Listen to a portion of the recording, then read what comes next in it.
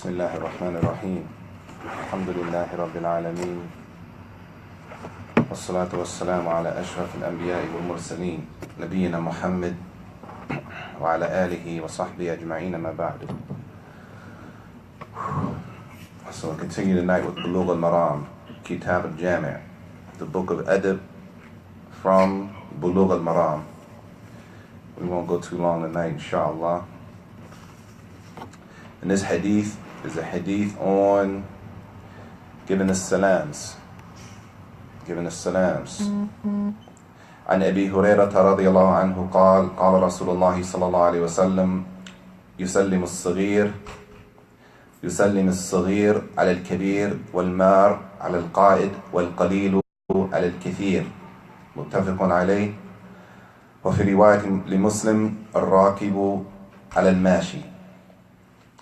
From the adab al-salams, the etiquette in giving the salams to one another, is who should initiate the salams, who should give the salams first.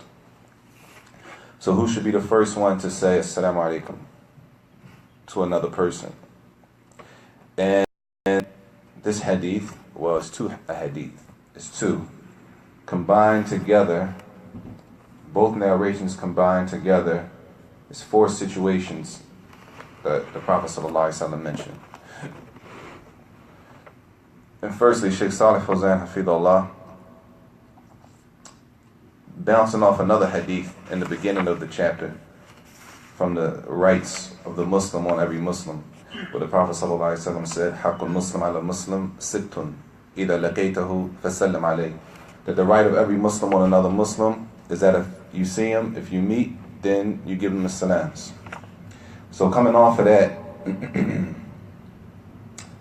he says, وأن إفشاء السلام بين المسلمين من آداب الإسلام مثل إطعام الطعام وطيب الكلام والصلاة بالليل. And he mentioned a few things. He says, كلها من أسباب دخول الجنة. Spreading the salams amongst the Muslims, and to give the salams to the Muslims that we don't know, as it comes in another hadith. Why? He says, لِأَنَّهُ يُورِثْ الْمَحَبَّةِ وَيَزِيلُ الْوَحْشَةِ. Spreading the salams builds love.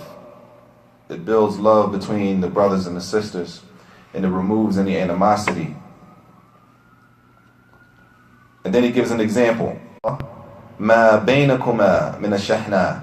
That if a person gives the salams, that Allah will remove the animosity between the two people. This is Saajid, basic. This is 101. Giving the salams. Even if people have a problem with one another, he says, aduwan, yani an enemy.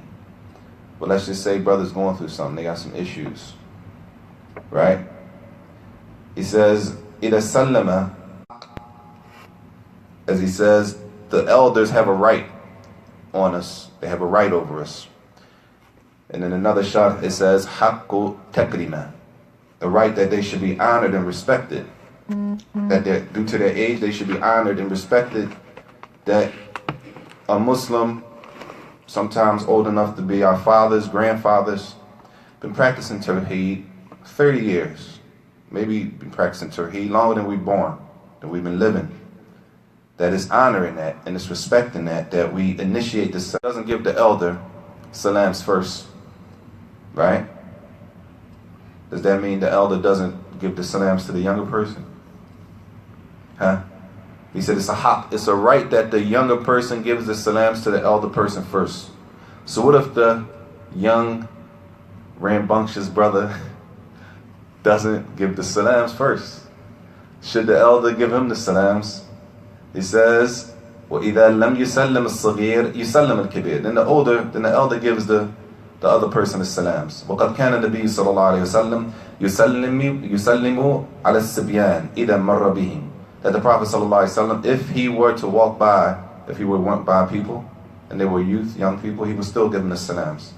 وَلَكِنَ الْأَوْلَى أَنْ يُسَلِّمْ الصَّغِيرُ عَلَى الْكِبِيرِ. But was appropriate, firstly, or what's more correct, is that the younger person gives the salams to the elder first. This is the first one that the Prophet ﷺ, older person. Secondly, the walking person should give salams to the person who is already sitting in their spot. And then he says, sallallahu alaihi wasallam, wal qalil ala al-kathir. That, and this is if two groups meet. If two groups of Muslims meet, it's a group, and this happens all the time. It's two groups of Muslims, right? It doesn't have to be a smaller group, but the hadith is saying who has more of a right. Firstly, it's more correct, and they have more right. It's more right that the smaller group gives salams to the larger group. This is the third situation, the small group and the large group. So the first situation was the young person and the older person. The second group was the person walking and the person sitting. The third group is between two groups. Number one, وَفَضْلُ الرُّكُوبِ. So for example, a brother is walking down the street and you are driving down the street in your nice car, mashallah. Tayyib. Who should give the salams first? The one driving. Why?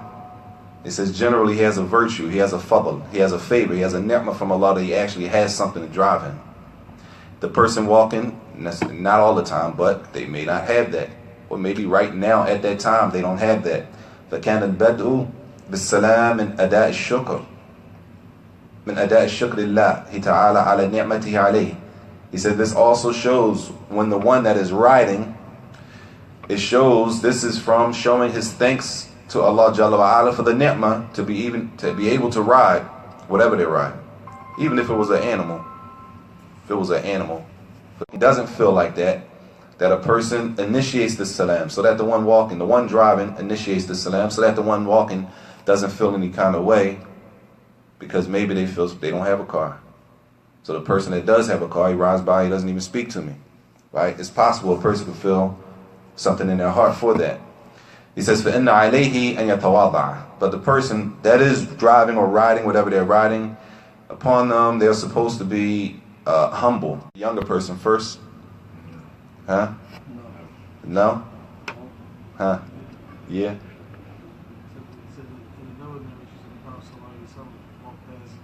Sahih. Yeah.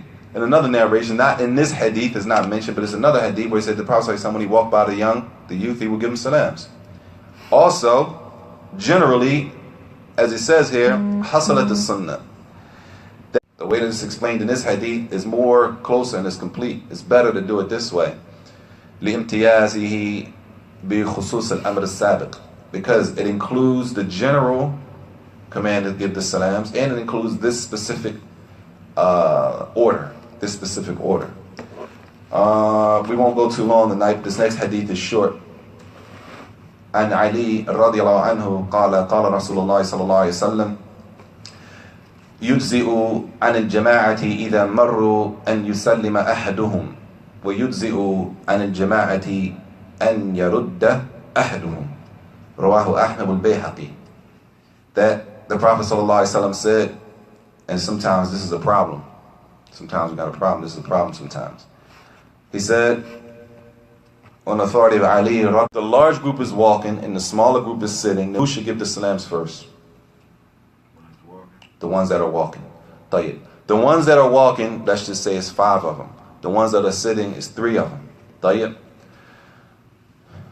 When those 5 walk past those 3, only one brother or one sister opens their mouth and they say, Assalamu alaikum wa rahmatullah, to the group of 3. Tayyib.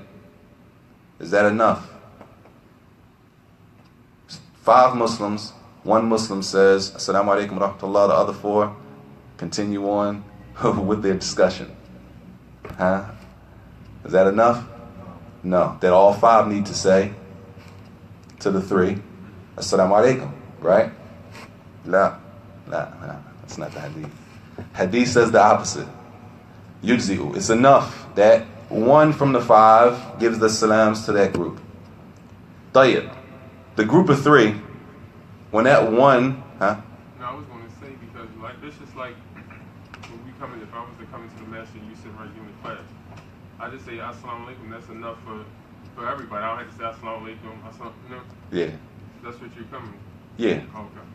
When you come in the masjid, you should make the dua when you come in the masjid.